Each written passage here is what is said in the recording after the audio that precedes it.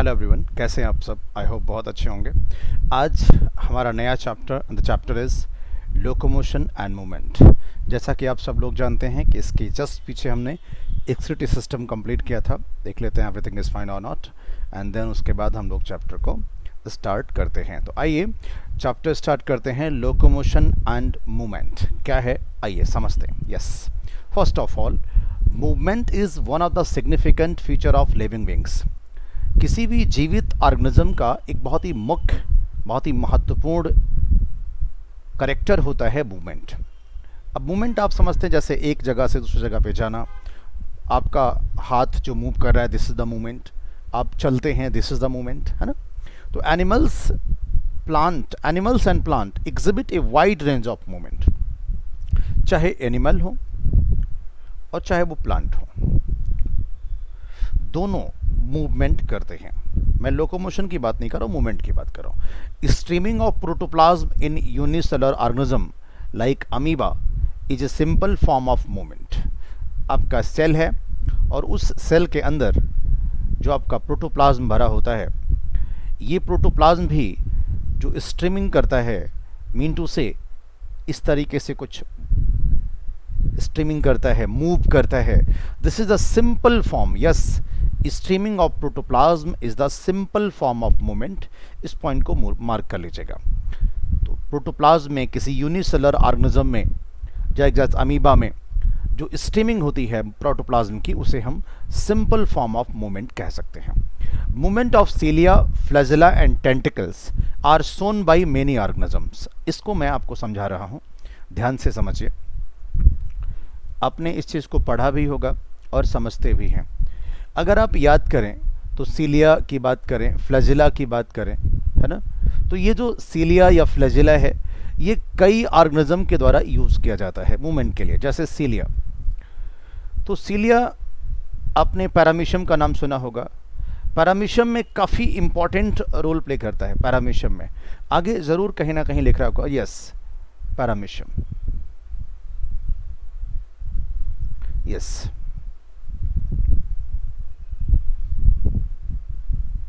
Paramecium में सीलिया। Flagella की अगर बात करें तो फ्लैजेला बैक्टीरिया में आप यूज कर सकते हो।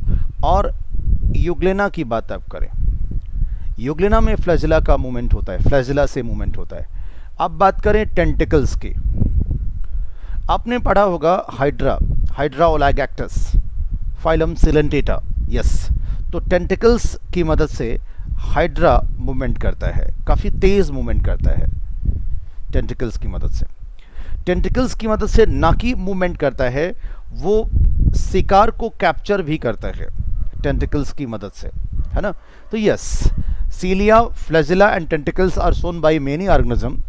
Human beings can move limbs, अपना हाथ पैर मूव करा सकते हैं, अपना जबड़ा मूव करा सकते हैं। मैं बोल रहा हूँ, मेरा जबड़ा, मेरा जा मूव कर रहा है। आईलिड, टंग भी मूव करती है। Some of the movement result in the change of place और लोकेशन। अब मेरी बात को ध्यान से समझिएगा, दैट्स अ वेरी इंपॉर्टेंट। पूरा मिटाने जा रहा हूं, उसके बाद बात करूंगा। अभी तक हम बात कर रहे थे मूवमेंट की बात कर रहे थे, cilia, flagella, tentacles etcetera. But some movements, कुछ ऐसे मूवमेंट हैं, सम ऑफ द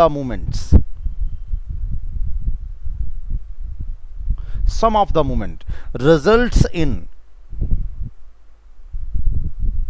कुछ मूवमेंट्स का जो रिजल्ट्स होता है उसमें प्लेस या लोकेशन बदल जाती है, जगह या लोकेशन बदल जाती है। आपका बॉडी पोस्चर बदल जाता है। आप एक जगह खड़े होते हैं, दूसरी जगह पे चले जाते हैं। जब प्लेस या लोकेशन बदलता है तो हम इसे लोकोमोशन कहते हैं। क्या कहते हैं बच्चों? लोकोमोशन कहते हैं। आप इसे चल के मार्क करें पहले। यस, मैंने कहा कि some of movement results in change of place और location.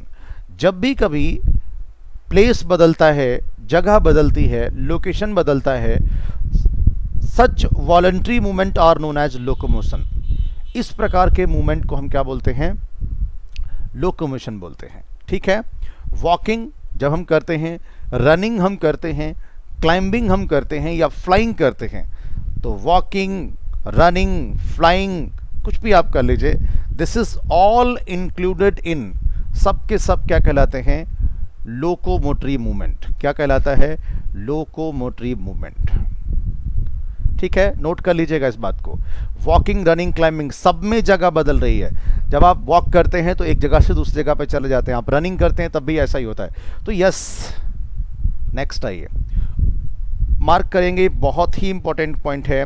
All some of the form of locomotory movement हो गया ना। Last, locomotory structure not need be different from those affecting the other types of movement. Locomotory structure need not be different from those affecting other types of movement. बहुत अलग नहीं है, उसी के जैसा, बस तो जगह बदल जाती है। जैसे in paramecium, cilia help in movement of food through cytopharynx and locomotion as well. ये लाइन भी इंपॉर्टेंट है कि पैरामीशियम में जो सीलिया है, अगर आप पैरामीशियम की बात करें, पैरामीशियम में जो सीलिया होता है, इसी के मूवमेंट की मदद से भोजन साइटोफैरिंग्स के थ्रू, याद रखिएगा ये स्ट्रक्चर बड़ा इंपॉर्टेंट है, आप नेट पे सर्च करके देख सकते हैं। साइटोफैरिंग्स एक स्ट्रक्चर होता है जिसके थ्रू भोजन अंदर आता है। और cilia not only help in food capture, also help in locomotion, यानी प्लेस बदलने में। Hydra can use its tentacle for capturing its prey and also use them for the locomotion. अभी मैंने पीछे ही आपको कहा था कि कैसे कैसे हेल्प करेगा। हाइड्रा निडेरिया सैलेंटिटा फाइलम का मेंबर है, और यहाँ पे हाइड्रा शिकार को पकड़ने के लिए और लोकोमोशन के लिए इसका इस्तेमाल करता है। बी यूज लिम्स, बी मतलब हम लोग, हम मतलब human, human limbs for change in body posture and locomotion as well. हम लोग, यस सर, हम लोग, अगर हम बात करें अपनी ह्यूमन लिम्स का, लिम्स में कौन आता है? आपका हाथ पैर, upper limbs and lower limbs, दोनों अपर लिम्स और दोनों लोअर लिम्स। ये किस मदद करते हैं? चेंजेस इन, आपके जगह परिवर्तन या आपका बॉडी पोस्चर बदलने के लिए इस्तेमाल होता है, बॉडी पोस्चर, ओके। और साथ ही साथ लोकोमोशन में भी हेल्प करते हैं। क्लियर? तो यस, नोट कर लीजिएगा इसको। The above observation suggest that movement and locomotion can not be studied separately. एक बात साफ साफ सामने आ गई कि मूवमेंट और लोकोमोशन को अलग अलग नहीं पढ़ना चाहिए, नहीं पढ़ सकते। The two may be linked by starting. ये दोनों कैसे लिंक्ड हो सकते हैं? देखिए, हमने कहा लोकोमोटरी मूवमेंट, यानी ऐसा मूवमेंट जिसमें लोकोमोशन हो रहा हो, और सम मूवमेंट ही लोकोमोटरी होते हैं। इसका मतलब क्या हुआ? ऑल लोकोमोशन जिसमें प्लेस चेंज हो जाए, ऑल लोकोमोशन जिसमें प्लेस चेंज हो जाए is the movement, but all movement are not locomotion. ये लाइन याद रख लीजिएगा। हर मूवमेंट से जगह नहीं बदलती, लेकिन हर लोकोमोशन से जगह बदलती है। तो यस, ऑल लोकोमोशन बहुत इंपॉर्टेंट है। All locomotion are movement, but all movement are not locomotion. सारा का सारा लोकोमोशन मूवमेंट है, लेकिन हर मूवमेंट लोकोमोशन नहीं है। ये बात आपको अच्छे से समझ के याद रखनी है। ठीक है सर? चलो अब आइए कुछ और बातें। Methods of locomotion performed by animals vary with their habitat and then demand of situation. लोकोमोशन का जो तरीका है ये अलग अलग एनिमल्स में वैरी करता है, और ये उनके आवास और उनकी ज़रूरत, सिचुएशन कौन सी है, इस पर निर्भर करता है। वैसे अगर आपसे बात करी जाए तो लोकोमोशन का जो उद्देश्य है वो क्या है? जनरली किस लिए? सर्च ऑफ फूड, भोजन की खोज में जब निकलते हैं तब लोकोमोशन करते हैं। शेल्टर, आवास, जहाँ रहना है। मेट, मेटिंग पार्टनर के लिए। सुटेबल ब्रीडिंग ग्राउंड, सुटेबल जगह जहाँ पे वो ब्रीड कर सकें।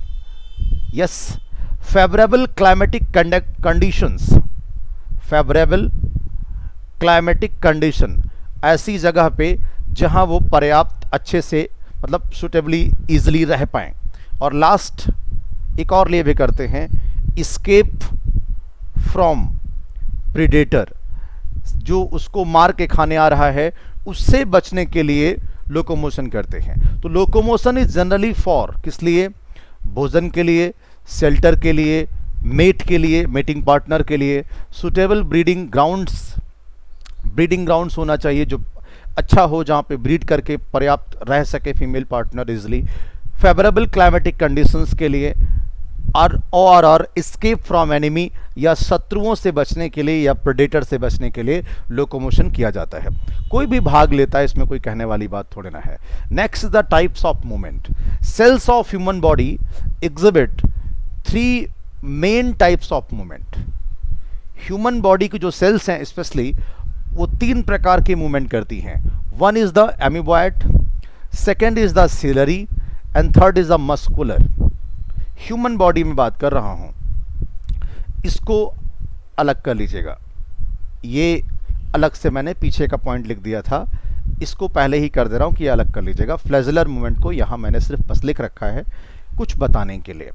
तो yes, one is the amoeboid movement, second is the ciliary movement, third is the muscular movement.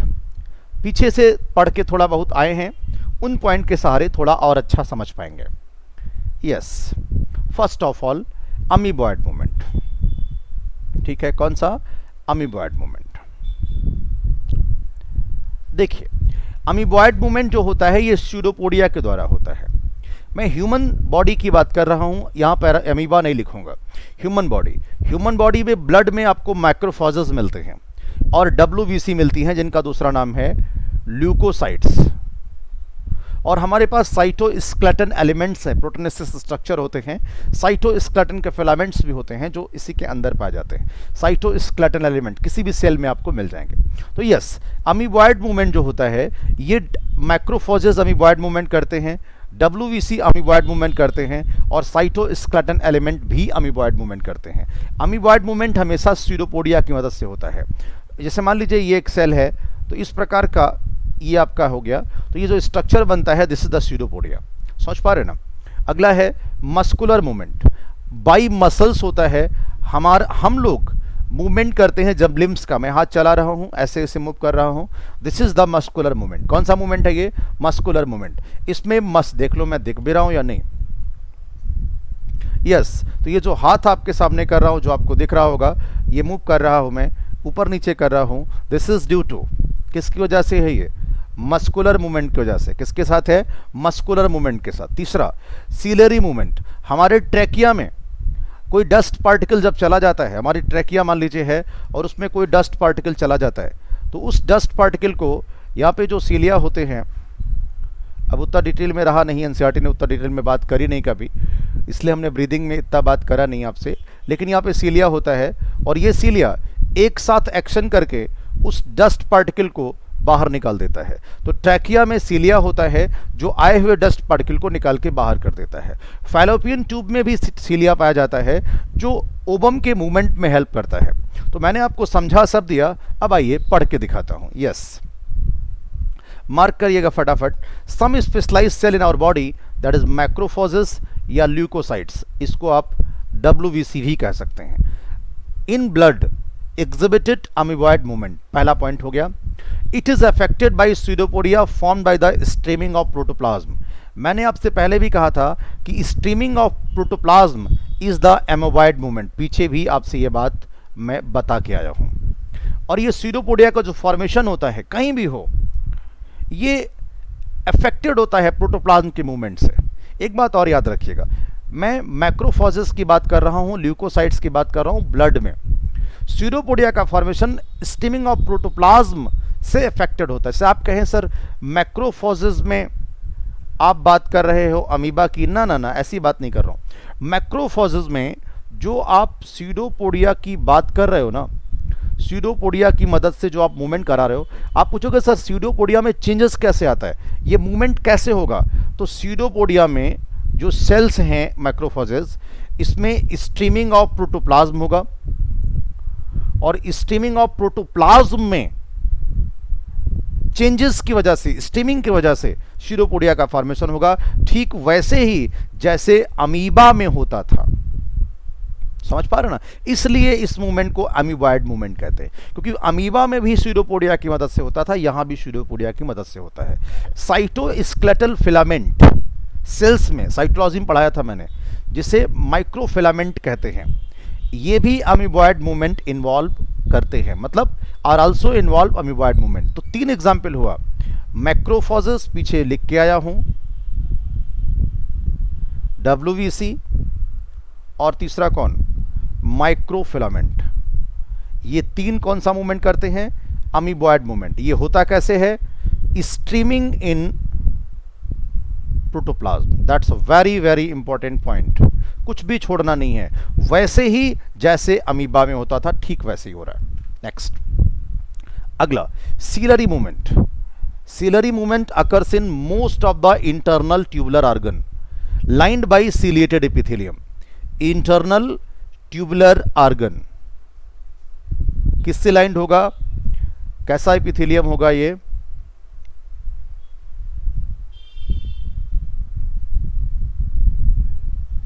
Ciliated epithelium. कैसा, सीलेटेड।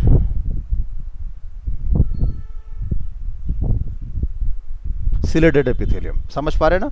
अब ये मान लीजिए कोई पार्टिकल यहां पे है, तो इसके मूवमेंट में ये हेल्प करेगा, और इसको सीलिया की मदद से ये मूवमेंट करता हुआ इस तरफ चला जाएगा। यस, आइए, coordinated movement of cilia in trachea help us removing dust particle and some of the foreign substance inhaled along with the atmospheric air. मान लीजिए एटमॉस्फेरिक एयर के थ्रू कुछ भी अंदर आ गया था, कोई फॉरेन पार्टिकल आ गया था, तो ये सारे के सारे सीलिया, ऑल सीलिया कोऑर्डिनेटेड फंक्शन करते हैं। कोऑर्डिनेटेड फंक्शन का क्या मतलब हुआ, ये एक साथ फंक्शन करते हैं और निकाल के डस्ट पार्टिकल को बाहर कर देते हैं। किसको निकाल के बाहर कर दिया, डस्ट पार्टिकल को, किसकी मदद से, सीलिया की मदद से। ये हमारा क्या है, ट्रैकिया है। क्या है ये, ट्रैकिया है, ठीक है ना? एक बात और, पैसेज ऑफ ओवा through female reproductive tract is also facilitated by the ciliary movement. Female reproductive tract में एक्चुअली कौन सी जगह, फैलोपियन ट्यूब।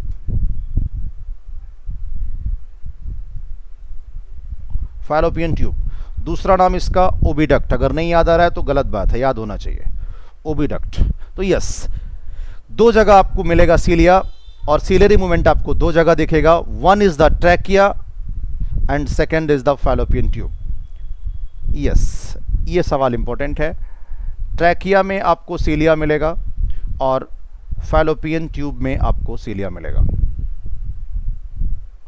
यहां पे दोनों जगह आपको सीलेटेड एपिथेलियम मिलेगी, और सीलिया की मदद से, कोऑर्डिनेटेड फंक्शन की वजह से, ट्रैकिया में अगर कोई डस्ट पार्टिकल आ गया है तो वो निकाल के बाहर कर दिया जाएगा। फैलोपियन ट्यूब में ओवम का मूवमेंट होता है, ओवम का मूवमेंट होता है, और उस ओवम के मूवमेंट के लिए कौन जिम्मेदार है, सीलिया, याद रखिएगा। चले, दोनों एग्जाम्पल याद हो गया। नेक्स्ट, अगला, ध्यान से इसको भी पढ़ेंगे। मूवमेंट ऑफ आवर लिम्स, हमारे हाथ पैर, हमारे जबड़ा, हमारी टंग रिक्वायर्स मस्कुलर मूवमेंट। हम जब अपने जबड़े को मूव करते हैं, अपनी जीभ को चलाते हैं, तो ये सब किस वजह से मूव कर लेते हैं, due to the muscles. The contractile property of muscle, contractile समझते हैं, contractile property of muscles are effectively used for the locomotion and other movement by human beings and majority of the multicellular organism। कौन सी property, contractile property. Contract करने की जो क्षमता होती है muscles में, इस वजह से ये मूव कर लेते हैं। एक सवाल और भी है, locomotion requires a perfect coordinated activity of muscular, skeletal and neural system. ये लाइन बहुत इंपॉर्टेंट है। लोकोमोशन रिक्वायर, क्या क्या इसको जरूरत होती है। लोकोमोशन में मस्कुलर एक्टिविटी इन्वॉल्व होती है, बोन्स भी इन्वॉल्व होती हैं, स्केलेटल मूवमेंट, और हमारा न्यूरल सिस्टम भी इन्वॉल्व होता है।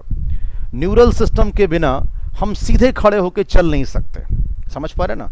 इसलिए याद रखिएगा, परफेक्ट लोकोमोशन के लिए, अच्छे लोकोमोशन के लिए परफेक्ट कोऑर्डिनेटेड एक्टिविटी चाहिए मस्कुलर, स्केलेटल और न्यूरल सिस्टम की।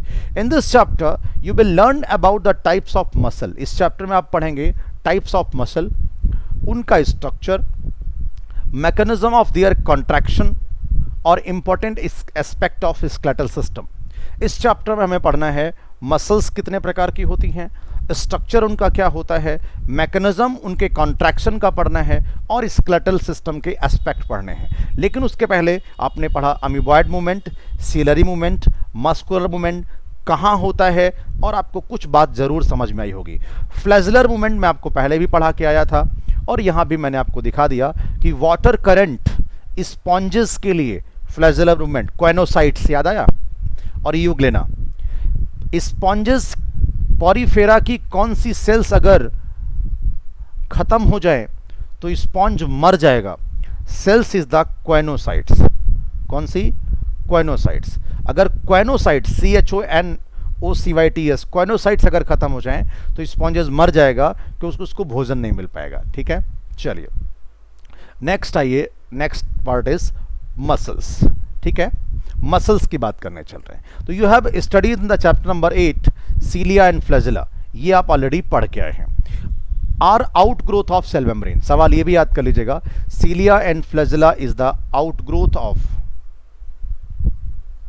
Cell membrane. एक बात और, सीलिया हमेशा कोऑर्डिनेटेड वे में काम करते हैं, ये बात हमेशा याद रखिएगा, और फ्लैजिला सॉलिटरी काम करता है, अकेले काम करता है। मतलब फ्लैजिला अकेले काम कर सकता है, लेकिन सीलिया हमेशा कोऑर्डिनेटेड वे में काम करेगा। ठीक है ना?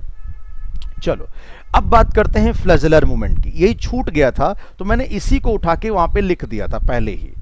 ये जो फ्लैजिलर मूवमेंट था ना, तो 3 कहा, चौथा अलग से लिखा है, तो मैंने इसीलिए फ्लैजिलर मूवमेंट यहां लिख दिया था, water current in the sponges और यूग्लेना, तो आपको प्रॉब्लम ना हो इसलिए मैं लिख के आया था।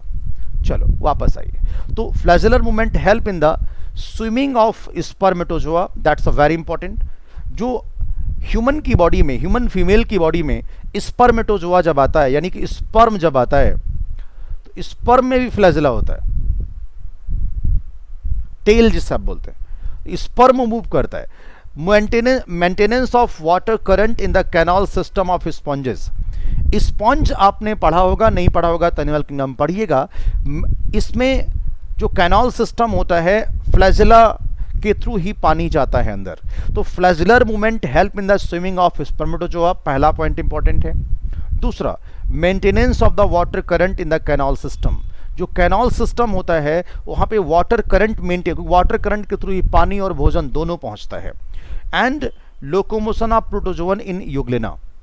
मतलब 3 बातें पूरा मिटा दूं, 3 पॉइंट फ्लैजिलर मूवमेंट में, 3 पॉइंट। पहला कौन सा पॉइंट हुआ?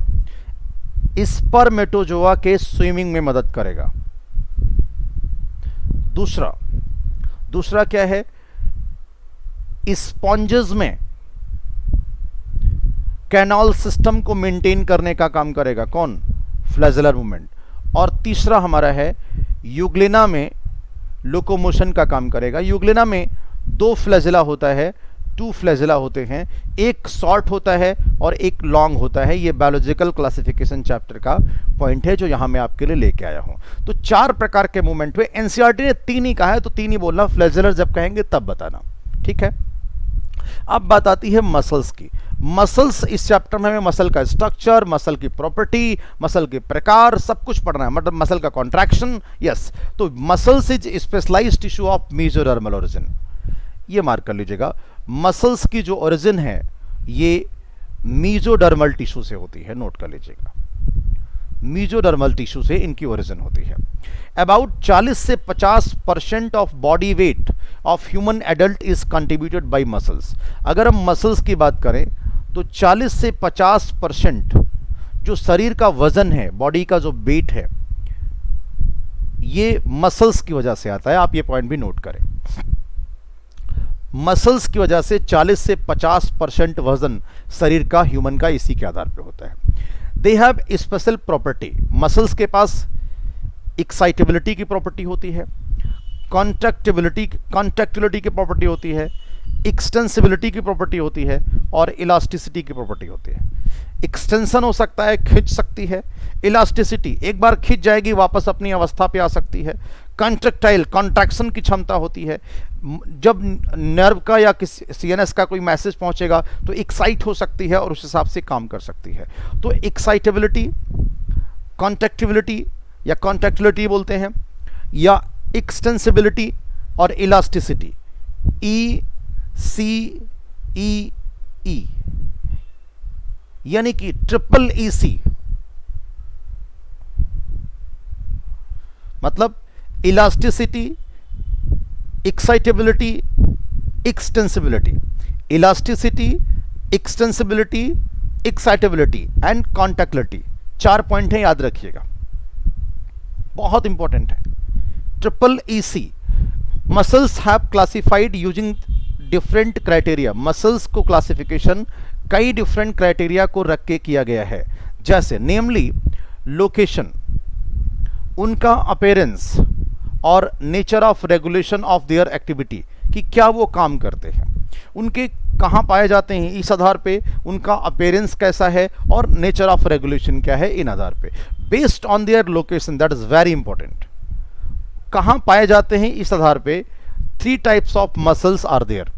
Number 1 skeletal, number 2 visceral and number 3 cardiac. Skeletal यानी वॉलंटरी, विसरल यानी इनवॉलंटरी, कार्डियक यानी अगेन इनवॉलंटरी। यानी कि कार्डियक जो हमारी इच्छा से काम नहीं करती, विसरल जो हमारी इच्छा से काम नहीं करती, स्केलेटल जो हमारी इच्छा से काम करती है। आइए एक एक करके बात करते हैं। सबसे पहली मसल्स कौन सी है? यस बच्चों, सबसे पहली मसल कौन सी है? सबसे पहली मसल आपकी है, this is skeletal muscle. Are closely, ये सवाल बहुत पूछा जाएगा, closely associated with the skeletal component of the body. यानी स्केलेटल जो मसल है, स्केलेटल जो मसल है, ये किससे एसोसिएट करेगी बच्चों? किससे एसोसिएट करेगी? पहला सवाल,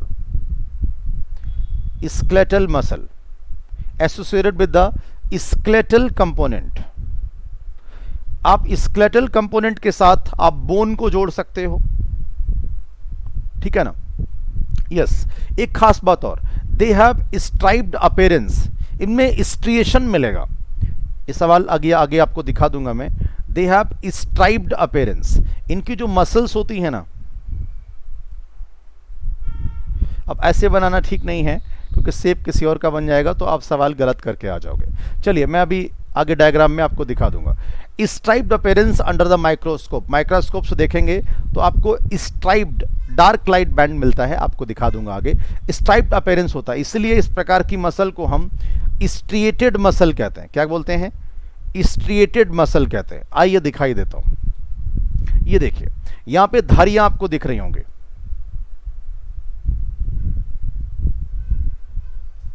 यस, मिल गया ना? This is attached to bone. किससे अटैच्ड है? बोन, यानी कि स्केलेटल कंपोनेंट से अटैच्ड है। अपीयरेंस इनका कैसा है? इस प्रकार का, स्ट्रिएटेड होती हैं। क्या होती हैं? स्ट्रिएटेड होती हैं। स्ट्रिएशन आपको दिखेगा इसमें, चलेगा? इसमें आपको स्ट्रिएशन दिखेगा, लेकिन स्मूथ मसल में कोई स्ट्रिएशन आपको दिख नहीं रहा होगा। ये देखिए स्ट्रिएशन, यस। कार्डियक में भी दिखेगा, यस, लेकिन आपको स्मूथ में कभी भी स्ट्रिएशन नहीं दिखता। यानी स्ट्रिएशन वर्ड आपको क्लियर होना चाहिए। ये धारियां यहां भी हैं, ये धारियां यहां भी हैं। तो स्केलेटल में स्ट्रिएशन होगा, कार्डियक में होगा, लेकिन स्मूथ मसल में नहीं होगा। वापस आइए। तो स्ट्रिएशन वर्ड क्लियर? स्टेशन नहीं, striation. As their activity are under the voluntary control of the nervous system.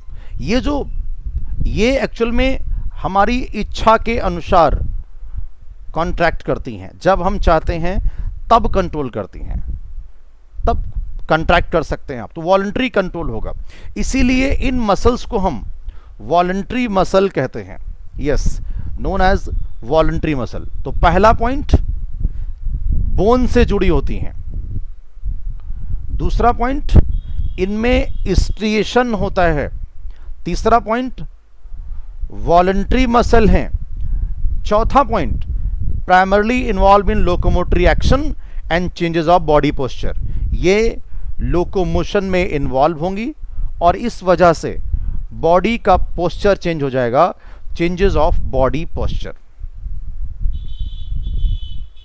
Clear? तो चार बातें, स्केलेटल मसल बोन से कनेक्टेड होती हैं, स्ट्रेटेड होती हैं, वॉलंटरी होती हैं, लोकोमोशन में और बॉडी पोस्चर में बदलने में हेल्प करती हैं। Clear sir? ओके, नेक्स्ट आइए। आपकी आ गई विसरल मसल या विसरल मसल, एनसीईआरटी ने लिखा है, आप इसे स्मूथ मसल भी कहते हैं। पहला सवाल, located in inner wall of hollow visceral organ of the body like alimentary canal या reproductive tract, that's a very very important. किससे एसोसिएटेड होंगी? पहला सवाल, एसोसिएटेड विथ किससे? गैस्ट्रो इंटेस्टाइनल ट्रैक्ट या एलिमेंट्री कैनाल अथवा रिप्रोडक्टिव ट्रैक्ट से। दूसरा point, no striation, no striation मिलेगा आपको। They do not exhibit any striation, so that's why smooth an appearance, इसीलिए इनका नाम है स्मूथ मसल। आप इन्हें स्मूथ मसल भी कहते हैं, या एक और नाम है non striated muscle, non striated muscle. अब their activity are not under voluntary control, इसीलिए इसे इनवॉलंटरी मसल कहते हैं। जब आप चाहें तब आप इसे कॉन्ट्रैक्ट नहीं कर सकते। आप अपने अंदर के स्टमक के अंदर, एलिमेंट्री स्टमक के अंदर आप नहीं कह सकते चलो पेट ऐसा करो तुम कॉन्ट्रैक्ट कर लो, नहीं, पॉसिबल नहीं है सर। लेकिन अपना हाथ आप जब चाहें कंट्रोल कर सकते हैं, क्योंकि वॉलंटरी कंट्रोल के कंट्रोल में यहाँ पे वॉलंटरी मसल्स हैं, बाइसेप ट्राइसेप्स वॉलंटरी मसल्स हैं, लेकिन आपके एलिमेंट्री कैनाल के अंदर पाई जाने वाली मसल वॉलंटरी नहीं है सर, समझ रहे ना? तो yes, this is called involuntary muscle, involuntary muscle, ठीक है ना? अब काम क्या है? दे असिस्ट, ये क्या काम करते हैं? दे असिस्ट, जाहिर सी बात है कि अगर ये गैस्ट्रोइंटेस्टाइनल ट्रैक्ट में हैं तो ये ट्रांसपोर्टेशन ऑफ भोजन करेंगे, ट्रांसपोर्टेशन ऑफ फूड, भोजन का ट्रांसपोर्ट करेंगे। दूसरा, गैमीट थ्रू जेनिटल ट्रैक्ट, चाहे फीमेल रिप्रोडक्टिव ट्रैक्ट हो चाहे मेल रिप्रोडक्टिव ट्रैक्ट हो, वहां पे गैमीट का ट्रांसफर भी करेंगे। तो यस, गैमीट्स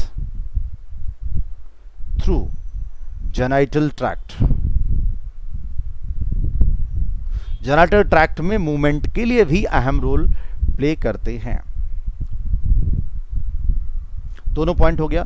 तो पहला, विसरल मसल्स होलो ऑर्गन्स में प्रेजेंट होंगे, inner wall of hollow visceral organ में होंगे, जैसे खोखला एलिमेंट्री कैनाल उसमें मिलेगा, रिप्रोडक्टिव ट्रैक्ट में के अंदर मिलेगा, और इसी से काम भी खत्म कर लीजिए। यहीं ट्रांसपोर्ट ऑफ फूड करेंगे डाइजेस्टिव ट्रैक्ट के अंदर, गैमेट का ट्रांसफर करेंगे जेनिटल ट्रैक्ट्स में, और ये स्टेशन शो नहीं करते, so that's why called non striated muscles, और ये हमारी इच्छा से कंट्रोल नहीं होते, so that's why they are called involuntary muscles. क्या नाम देते हैं? Involuntary muscles. Clear? I next, अगला, जैसा कि नाम ही साबित कर रहा है, जैसा कि नाम ही चीजों को बता रहा है, क्या कह रहा है? As the name suggest, cardiac muscle. अब कार्डियक मसल है तो कहां पाई जाएगी? Muscles of heart. किसकी मसल होगी? हार्ट की मसल होगी। Many cardiac muscle cells assemble in a branching pattern, यानी इसमें क्या मिलेगी आपको? ब्रांचिंग। बाकी कहीं पे कहीं ब्रांचिंग आपको नहीं मिलेगी, ब्रांचिंग मिलेगी। तीसरा, based on appearance cardiac muscle are striated. तो यस सर, ये स्ट्रिएटेड मसल होती है, लेकिन ये इनवॉलंटरी होती है।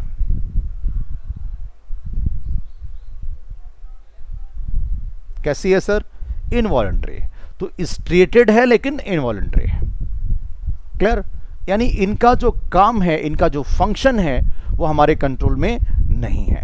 अच्छा, इनका ओवरऑल फंक्शन क्या है ये भी देख लेते हैं। तो इन्होंने कहा कि involuntary nature nervous system does not control their activity directly. वैसे इनका फंक्शन होगा क्या? ये पंपिंग ऑफ हार्ट और ब्लड सर्कुलेशन में अहम रोल प्ले करेंगे। तो कार्डियक मसल्स हार्ट में प्रेजेंट होती है, कार्डियक मसल ब्रांचिंग शो करती है, कार्डियक मसल में स्ट्रिएशन होता है, इनवॉलंटरी है और हार्ट के पंपिंग में मदद करती है। एक सवाल और, आगे हम बढ़ें, चीज़ों को ख़त्म करें, उसके बाद कार्डियक मसल जो आपकी है, कार्डियक मसल, ये एक्चुअल में अगर फंक्शन के आधार पे देखें तो सेम एज स्मूथ मसल, काम के आधार पे। क्यों? क्योंकि स्मूथ मसल भी इनवॉलंटरी है और कार्डियक भी इनवॉलंटरी है, तो फंक्शन के आधार पे तो इनवॉलंटरी की तरह दिखती है। लेकिन अगर आप स्ट्रक्चर के आधार पे देखें, स्ट्रक्चरली ये दिखती किसके जैसी है? यस, स्केलेटल मसल के जैसे दिखती है, स्केलेटल। ये सवाल बड़ा अच्छा है। क्यों? क्योंकि यहां पे भी स्ट्रिएशन है और कार्डियक मसल में भी स्ट्रिएशन है। तो अगर आपसे कोई पूछे कि कार्डियक मसल स्ट्रक्चरली किसके जैसी दिखती है, तो स्केलेटल मसल, और काम किसके जैसा करती है? Smooth muscle. ये सवाल काफी अहम है, आप इसे नोट कर लें। ये एडिशनल डायग्राम में जोड़ के लाया हूं, एनसीईआरटी के बियॉन्ड है, बट आपको बस समझाने के लिए लेके आया हूं, बाकी कोई बात नहीं है। आइए समझते हैं इस डायग्राम को, एक बार और क्लियर हो जाएंगी चीजें, और कोई बात एडिशनल नहीं है सर, ठीक है। चलिए, ये आपकी स्केलेटल मसल है। स्केलेटल मसल किससे अटैच्ड है? बोन से अटैच्ड है। आपको दिख भी रहा होगा, ये स्केलेटल मसल है और ये हमारी बोन है, इससे अटैच्ड है। अपीयरेंस कैसा है? स्ट्रिएटेड अपीयरेंस है। शेप लॉन्ग सेल्स हैं, सिलेंड्रिकल हैं। न्यूक्लियस, कई न्यूक्लियस हैं, आपको दिख रहा होगा, ढेर सारे हैं, और किनारे की तरफ हैं। स्ट्रिएशन होता है। ऑटोरिदमिक छोड़ दीजिए, कंट्रोल वॉलंटरी कंट्रोल है, और movement of the whole body, पूरे शरीर को मूव करने के लिए मदद करता है। कार्डियक मसल हार्ट में पाई जाएगी, ब्रांच्ड होती है, काफी इंपॉर्टेंट पॉइंट है। यूजुअली सिंगल न्यूक्लियस होता है और सेंटर पे एक पॉइंट नोट कर लीजिएगा, इंटरकैलेटेड डिस्क होता है हार्ट में। बस ये पॉइंट याद कर लीजिए, इंटरकैलेटेड डिस्क कहां होता है? तो हार्ट में होता है, याद कर लीजिएगा, कार्डियक मसल में। स्ट्रिएशन यहां भी होगा। अच्छा, ऑटोरिदमिक होता है ये, यस, हार्ट ऑटोरिदमिक होता है। स्मूथ मसल भी ऑटोरिदमिक होती है, ये इनवॉलंटरी है और स्मूथ मसल भी इनवॉलंटरी है। Contract heart to propel blood through the body, यानी ब्लड की पंपिंग में, यानी involve the in heart pumping and blood circulation, heart के पंपिंग में मदद करेंगे और ब्लड सर्कुलेशन में मदद करेंगे। ये वाला skeletal muscle involve in locomotion, locomotory action, locomotion में मदद करेंगे। स्मूथ मसल की बात करें तो प्रेजेंट इन होलो ऑर्गन्स या वॉल या hollow organs, blood vessels and glands में मिलेगा। स्पिंडल शेप की इनकी डायग्राम होता है, स्पिंडल शेप कुछ ऐसा होता है। सिंगल यूनिन्यूक्लिएटेड होंगे, सेंटर में इनका न्यूक्लियस होगा, आपके डायग्राम में दिख भी रहा है। सेल टू सेल अटैचमेंट में अहम रोल प्ले करते हैं। नो ऑटोरिदमिक स्ट्रिएशन इसमें नहीं होगा, इनवॉलंटरी होंगे। Compress organ, duct and tube, जिससे कि क्या होगा? ट्रांसपोर्टेशन भोजन का हो सकता है जीआईटी के द्वारा, और गैमीट का ट्रांसपोर्ट हो सकता है जेनिटल ट्रैक्ट के द्वारा। इतनी बात हो गई। लास्ट पॉइंट, स्केलेटल मसल को हाई ब्लड सप्लाई होता है, कार्डियक मसल को भी हाई ब्लड सप्लाई होता है, लेकिन स्मूथ मसल को पुअर ब्लड सप्लाई होती है, इसको ब्लड सप्लाई की जरूरत बहुत नहीं होती। बाकी दोनों मसल को ब्लड सप्लाई की जरूरत बहुत ज्यादा होती है। अगले वीडियोस में मैं आपको पढ़ाऊंगा मसल का स्ट्रक्चर क्या होता है। इस वीडियोस में टाइप्स ऑफ मसल्स तक ही हम लोग सीमित होंगे। धन्यवाद।